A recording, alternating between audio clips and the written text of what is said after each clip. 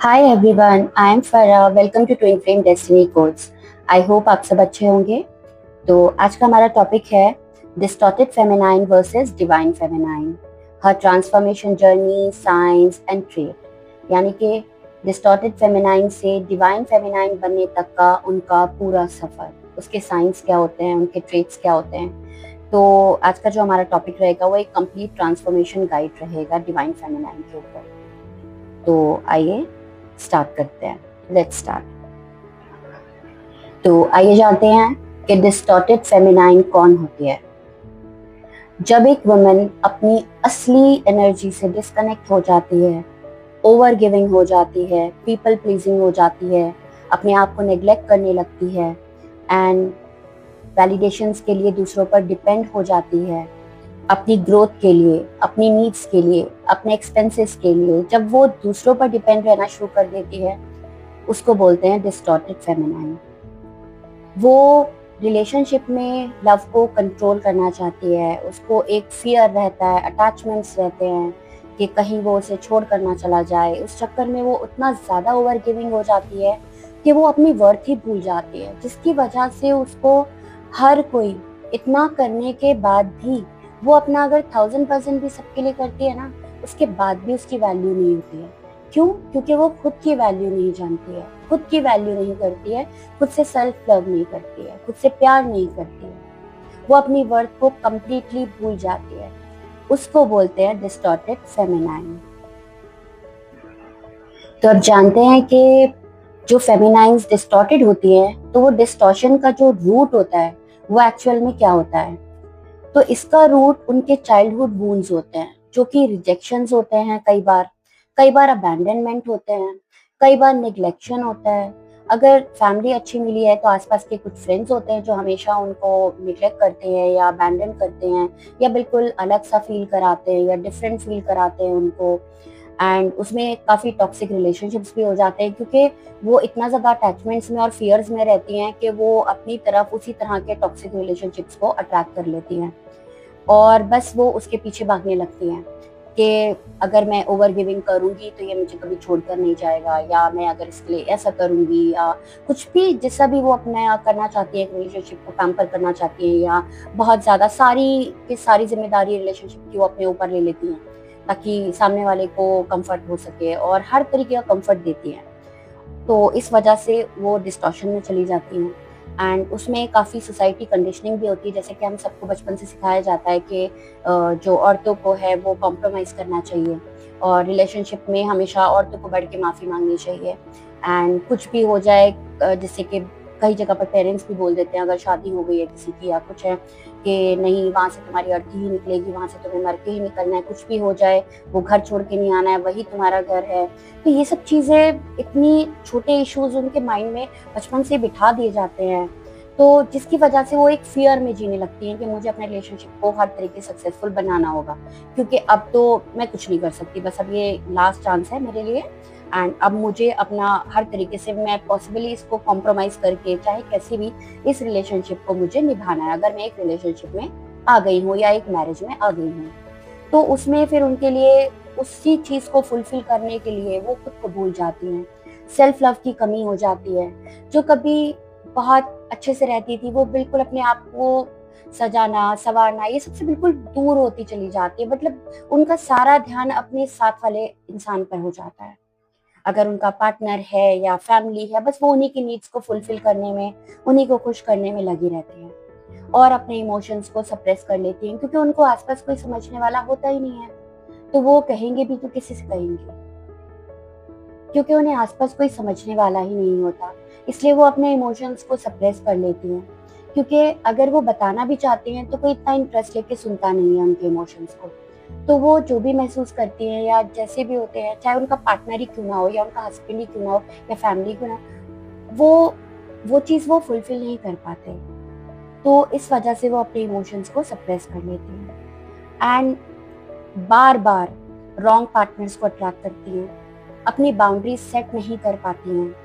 Over thinking, anxiety, emotional dependency के सामने वाले पे कि वो है तो मेरी खुशी है, बिल्कुल उनकी सारी डिपेंडेंसी सामने वाले पे हो जाती है। अगर सामने वाले ने कॉल कर दिया तो वो खुश हो गई, सामने वाले ने नहीं किया तो फिर पूरा दिन उसी की टेंशन में बैठी रहेगी। तो कंप्लीटली डिपेंडेंसी में चली जाती है वो, और अपनी जो उनकी नीड्स हैं उनको वो इग्नोर करती हैं कि उनकी खुशी किसमें है, वो क्या चाहती हैं, उनकी फ्रीडम क्या होनी चाहिए या कैसी होनी चाहिए, ये सबको वो बिल्कुल इग्नोर कर देती हैं। एंड बस फियर्स में जीती हैं कि जो उनके साथ है वो उन्हें छोड़कर ना चला जाए, क्योंकि एट द एंड वो अंदर से प्यार चाहती हैं जो उन्हें नहीं मिल पाता, एक ट्रू लव।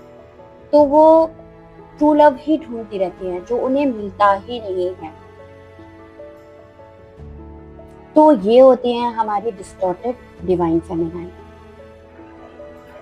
उसके बाद उनकी लाइफ में एक ऐसा मोमेंट आता है, या कह लीजिए कि एक टावर मोमेंट टाइप का आता है, जहां पर वो बचपन से ही सहते सहते या गलत रिलेशनशिप्स में अगर चली गई है, या फिर गलत मैरिज कामिक मैरिज में चली गई हैं, तो वो इतना ज्यादा टूट जाती है उसके अंदर।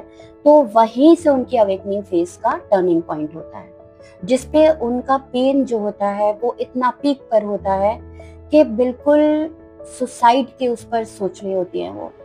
एंड वहां से फिर डिवाइन की एंट्री होती है, जो उनकी अवेकनिंग स्टार्ट होती है, जिसकी वजह से वो रियलाइजेशन में आती हैं कि मुझे खुद को हील करना है। तब वो अपने ऊपर काम करना शुरू करती हैं। उन्हें जब अपने आसपास के सारे लोगों की, जिनसे भी वो अटैच थी या जिनके लिए भी वो करती थी या जिनके लिए भी वो भागती थी पीछे, जब उनके असली चेहरे, उनकी असलियत उनके सामने आती है, तो वो उनके लिए काफी पेनफुल होता है। बट वहीं से उनकी journey, healing journey, growth journey start भी हो जाती है। वो बोलते हैं ना, जब तक हमें कोई चीज तोड़ती नहीं है तब तक हम जुड़ते भी नहीं है, सीखते भी नहीं है उससे। तो वहां पर डिवाइन मस्कुलाइन हो या डिवाइन फेमिनाइन हो, तो उनको इसी तरीके से लाइफ लेसन देकर के मजबूत बनाया जाता है।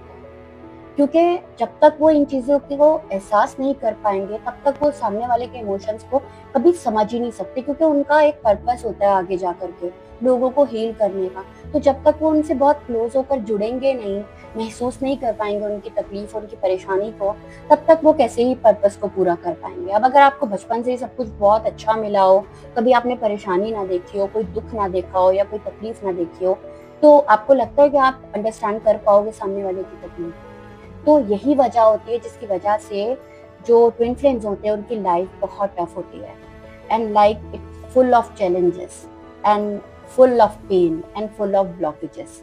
उनको कोई भी चीज बहुत जल्दी से, जो दूसरों को जिनमें उतना टैलेंट भी नहीं होता वो उनको बहुत इजीली मिल जाता है, वही चीज ट्विन फ्लेम्स को बहुत स्ट्रगल के बाद मिलता है, बहुत एफर्ट्स के बाद मिलता है। वो भी उस पर भी कंप्लीट एफर्ट्स लगाने के बाद भी उनको वो रिजल्ट नहीं मिलता जैसा कि वो एक्सपेक्ट करते हैं या जो डिजर्व करते हैं।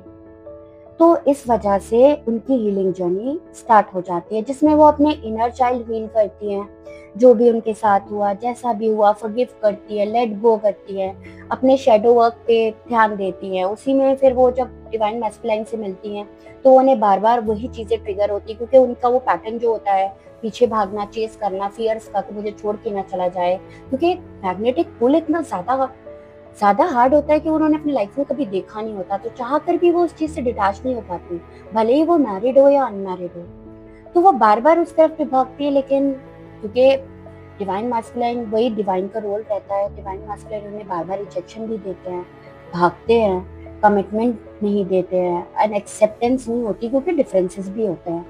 तो क्योंकि वो बिल्कुल कंप्लीटली 3D में जी रहे होते हैं, उनको तो पता ही नहीं होता कुछ भी अटैचमेंट से, क्योंकि वो खुद वुंडेड होते हैं, उन्होंने इतने धोखे खाए हुए होते हैं कि वो जब यहाँ महसूस करते हैं तो वो भागते हैं इस रिलेशनशिप से, और डिवाइन फेमिनाइन जो होती है वो उनके पीछे भागती है। तो वही सब चीजें वो हील करती हैं, वो टॉक्सिक पैटर्न्स को अपने खत्म करती हैं जो वो पहले से करती आ रही थी, जिसकी वजह से उनके रिलेशनशिप वर्क नहीं करते थे, या उनकी सेल्फ वर्थ या उनको ग्रांटेड ले लिया जाता था।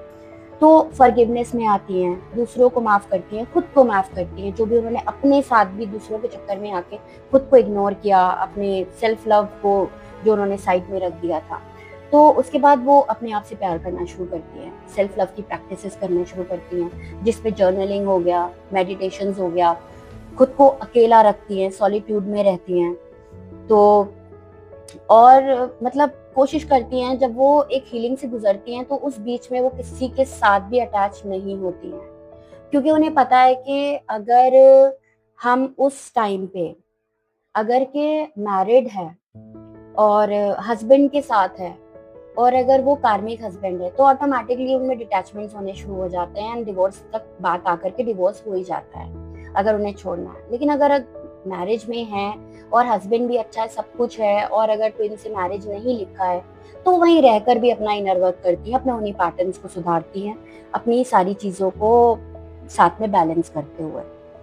तो अगर वो सिंगल हैं या डिवोर्सी हैं या किसी भी तरीके से, तो वो उनकी यही कोशिश रहती है, और डिवाइन उनको जाने भी नहीं देता है। एंड वो कोशिश भी करती हैं तो वो रिलेशनशिप वर्क नहीं करते हैं उनका, तो इस वजह से नहीं करते हैं। तो लेकिन मोस्टली जो डिवाइन फेमिनाइंस होती है 90% अवेकन होने के बाद, अवेकनिंग के थ्रू, वो नहीं जाती है किसी और की तरफ, क्योंकि उन्हें पता है कि फिर कोई डिस्टॉर्टेड इंसान आकर के उन्हें उसी तरह की डिस्टॉर्शन में डालकर चला जाएगा। क्योंकि इस बीच में एक सेलिब्रेसी को फॉलो करना भी बहुत जरूरी होता है ड्यूरिंग अवेकनिंग। इस दौरान, हीलिंग के दौरान, चाहे वो अपने डिवाइन मास्कुलिन हो या किसी और रिलेशनशिप हो या कुछ भी हो, तो इस टाइम पे उन्हें एक सेलिब्रेसी को फॉलो करना पड़ता है। ठीक है, मतलब वो फिजिकली किसी से भी कनेक्ट नहीं करना चाहती हैं और डिवाइन करने भी नहीं देते, क्योंकि फिर से उनमें वही इनसिक्योरिटीज और फियर्स ये सब हो जाएगा। इसीलिए कोशिश यही होती है और यही कहा भी जाता है ड्यूरिंग ट्विन फ्लेम जर्नी, अगर आप डिस्टॉर्शन में हैं तो उस टाइम इंटीमेसी या फिजिकल होने से बचें, क्योंकि आप एक दूसरे के डीएनए में वही अपने फियर्स और इनसिक्योरिटीज को दे देते हैं एक दूसरे को। इसीलिए सेलिब्रेसी को फॉलो करना बहुत इम्पोर्टेंट होता है डिवाइन फेमिनाइन के लिए।